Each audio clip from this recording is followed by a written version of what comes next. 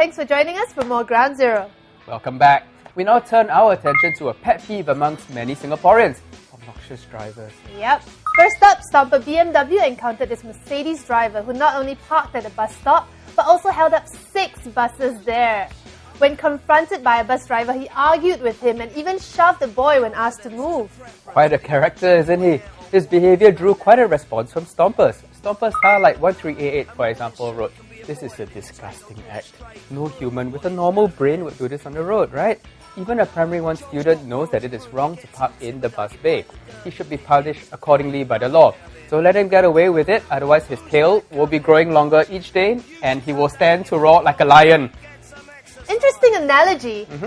Stomper, just stating facts, said, "Good job for shaming this Merc driver if what is reported is true. And good work for the bus captain to take pictures and should send to LTA for investigation. Since there's stomp and evidence, I hope the boy's parents or whoever can report this selfish and aggressive driver to the police."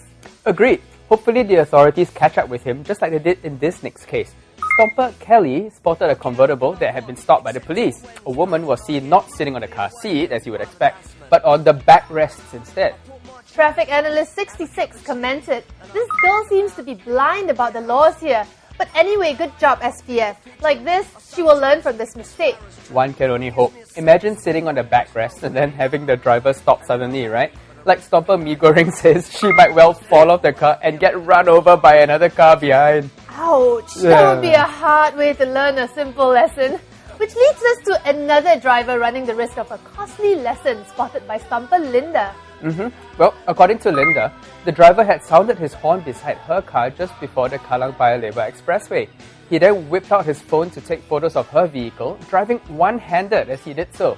Quite a stunt and rather dangerous too. I'll say, it puzzles me that anyone would try this, when you have rules against SMSing while driving, chatting on the phone while driving. Isn't it obvious taking photos while driving would be against the law as well? One would think, but I'd imagine this guy was only interested in snapping pictures of the driver next to him to complain. Which is a separate problem, I suppose. Lighten up, drivers. It's only life and death out there if you make it so.